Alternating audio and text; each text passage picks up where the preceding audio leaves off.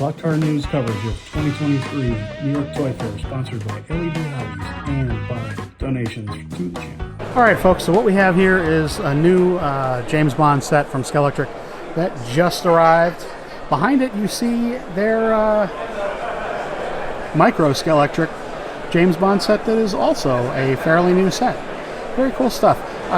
It's definitely a strength of Scalextric, I think, is their entertainment licenses. And here you see two different scale sets that I think are definitely really at the core of what Scalextric can do really well. You can see actually some other sets here that they've been in the line for a little while, but figured I'd show these as well. You know, the Knight Rider set and the micro sets here. This is a brand new set. If you do look at it on the website that they have, it does say web exclusive, but it is not. It is available to dealers. And I do think there would be some definite interest here in the U.S. for a Bond set, a 1/32 scale set. Cars inside are the ones you would expect to see there. One thing I do think is really key that I don't think gets paid attention to enough, honestly, it should be bigger on the back of the box. Personally, how you can extend the set, how you can grow beyond just this starting set. What they've chosen to do is kind of sell you the set again, which frankly you can see on the front.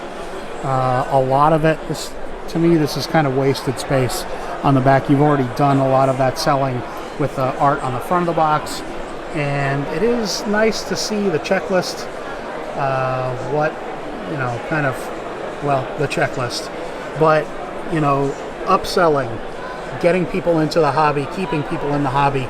This is all of that area that's devoted to that, and you can see kind of a lot of wasted space around it. Frankly, they could do better, and I think they should.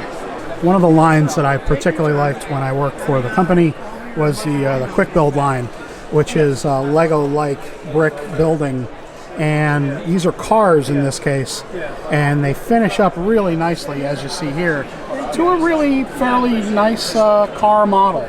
But these are brick building sets. The coolest new thing is this new Mustang. Really, I think this is a really great idea. I'm very happy that they've done this, and I think they're going to sell quite a bit of these, and I think they should.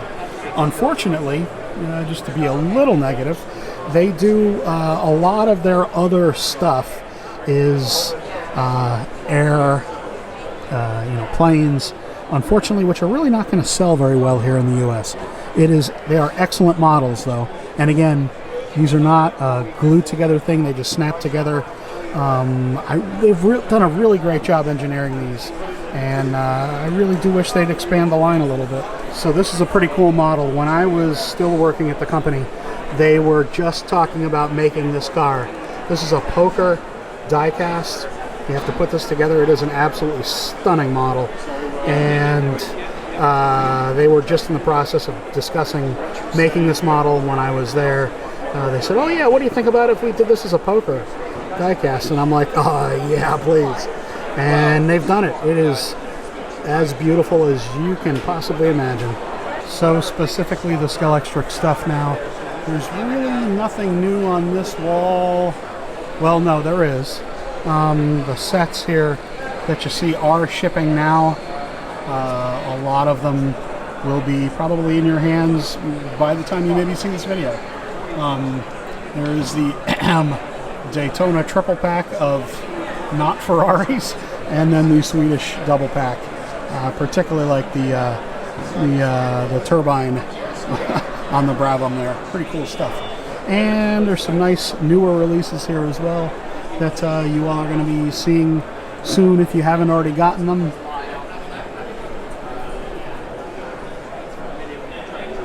Oh, it's good stuff. Oh, there's the first sighting that I've seen of that new Lotus 72 with the Martini livery on there. Good stuff. Definitely good stuff. Right next door, Airfix.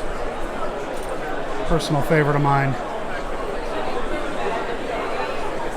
They do a line of puzzles now as well, based on the box art that they have, which is absolutely staggering.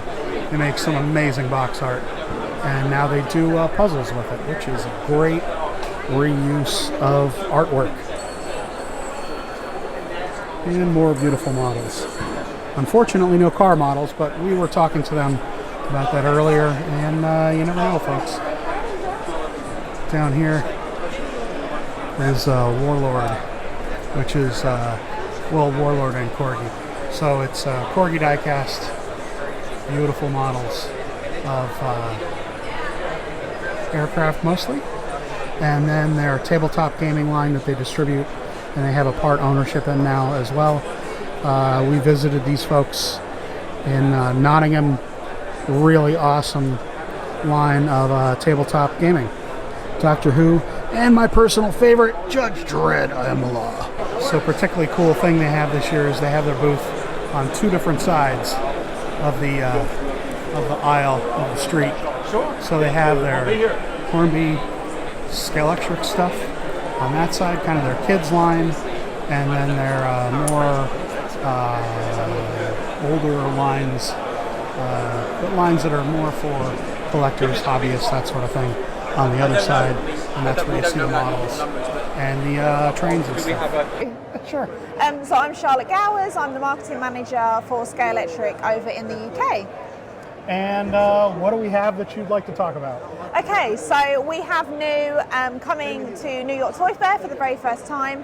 We have the Colin McRae's famous Subaru Impreza. This has just landed in the States, so it is available now. We also have the Daytona Triple Pack. These are reuse of previous existing tooling, molds, yeah. So it's not. This is not new tooling as such. It's a repop of existing molds. Yeah. Okay. Yeah. So, Charlotte, talk to me about the importance of entertainment licenses for Hornby, for Scalextric. You all do a number of them, which is kind of separate from the traditional kind of racing licenses.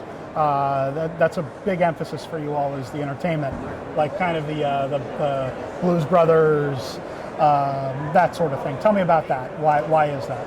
Yeah, so we find that obviously people have a huge interest in TV and film. We're finding they're becoming really popular. They're very nostalgic for a lot of people, particularly 80s films. They're making a resurgence, and we're finding they're really popular with people anyway. So, you know, why not release it in a slot car form?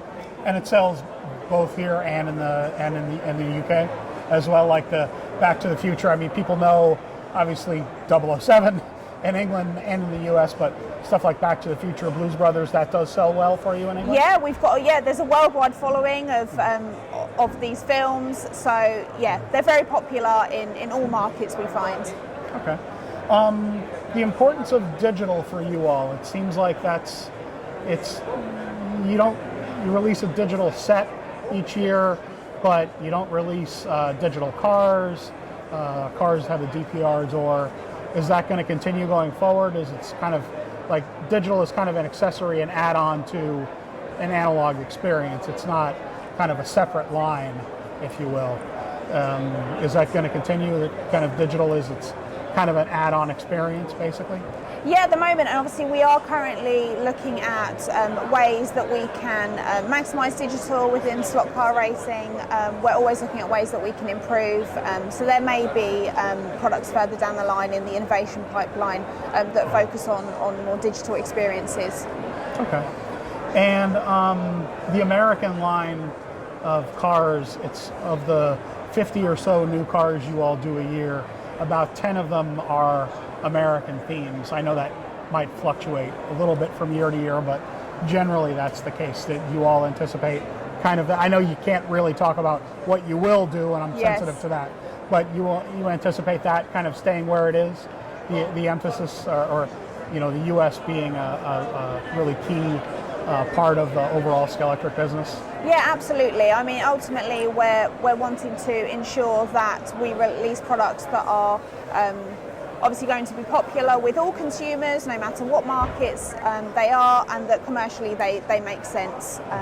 So yeah, we're obviously conscious that we, can't release all makes, all models, even though we'd probably love to. But yeah, we need to make sure that it will be popular with consumers, but they also will sell well as well, and they're commercially viable.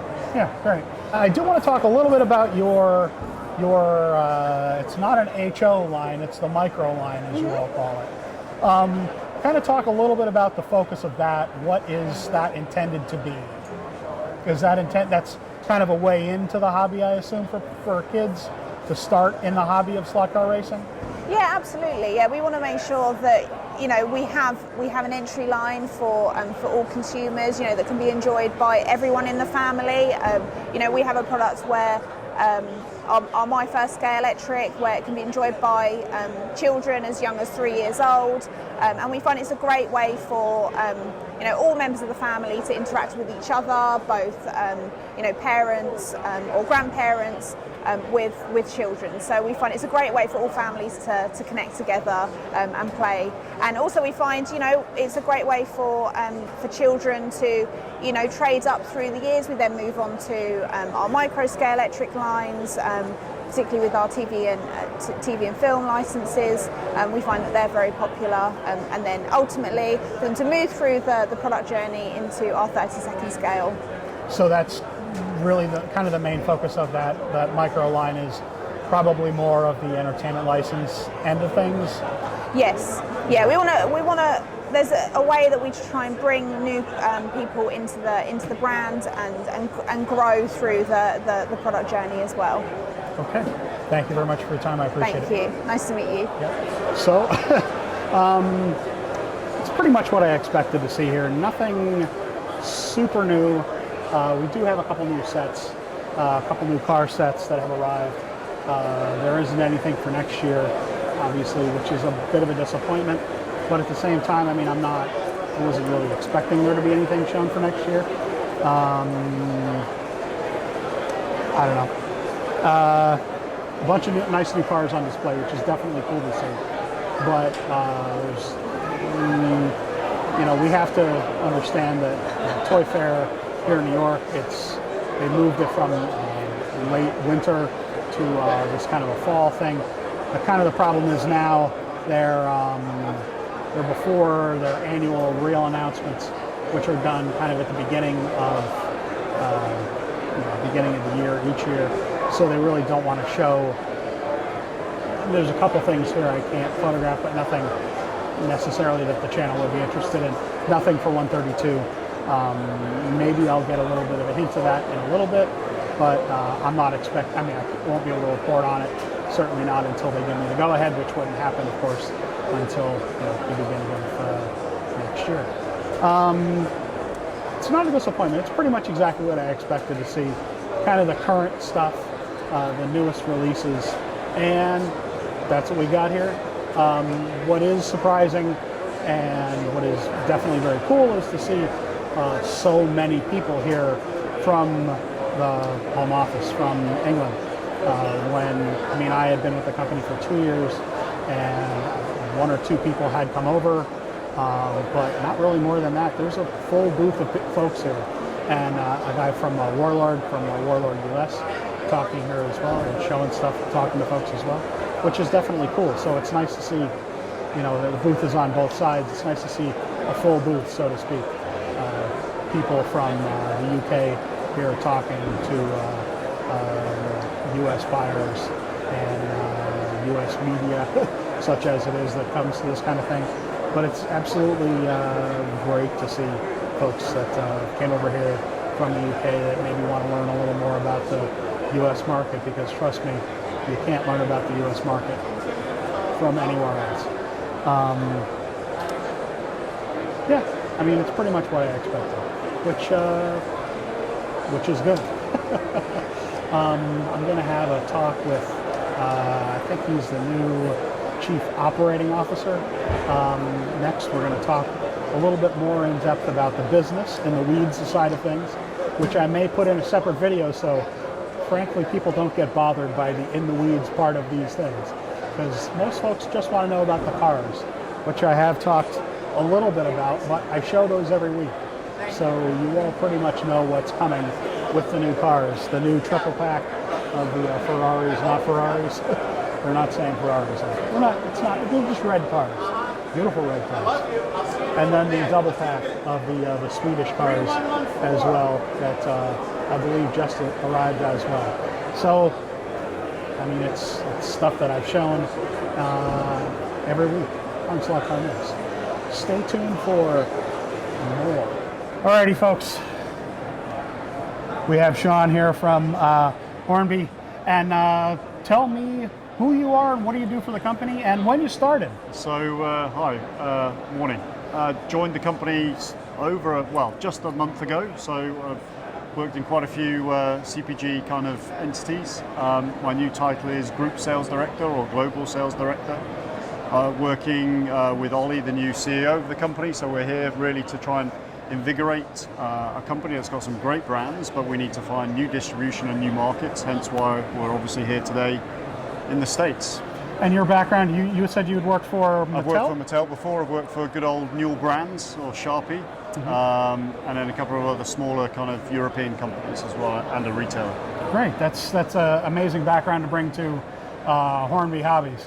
So talk a little bit about you all have an amazing product line, different brands for the U.S., the importance of kind of bringing U.S. specific brands to, or U.S. specific products to this market, because I mean, you all do have quite a bit of British in mix, but fleshing out the U.S. stuff.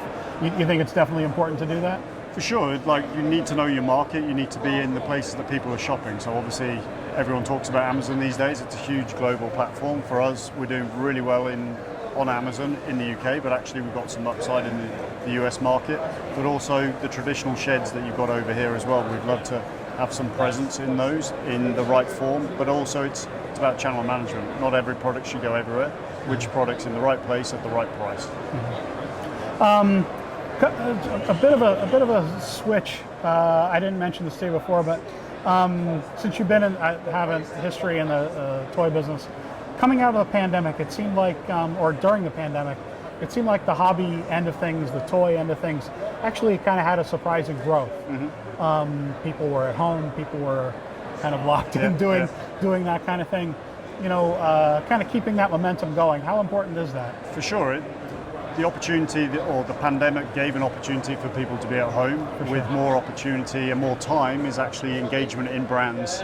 The potential there is re-engagement and keeping them as lifetime consumers or members of the brands. So yeah, it's about how we engage with them, the offers that we portray and give to them, and also the opportunity of where they can buy those products versus just digitally, whereas they may have bought them through the pandemic. So massively important, bringing in new generations. Right. Yeah, well, so New York, they changed the timing of the show, so it's kind of an odd thing to be kind of the first, even before the Hong Kong show and London, which was maybe the first one, and then Germany Toy Fair. You don't have a lot here for next year. You all do your annual announcements in January normally, right? Correct, yeah. So myself and a colleague will be going to the January Toy Fair in Hong Kong. We've also got Nuremberg, but the opportunity of launching MPDs is one we're reviewing of as and when and what gets announced to the market. Obviously there's a lot of interest in that kind of hobbyist area about what's coming and when. So that's under review as we speak. Great. And just lastly, I kind of made a mention in the lead-in. You all have a fair contingent of people here. It's kind of nice that you brought over so many people. Well, we all fancied a trip, and obviously to get to learn the market. Myself, Adam's new head of export. We've also got Charlotte here, the brand manager for Scalextric. So yeah, what a better opportunity to immerse yourself in the opportunity of the market, and also going to look and see what the competition is doing as well. Absolutely. All right, well, thanks a lot for your time. I really appreciate it. Cheers. Thank you very much.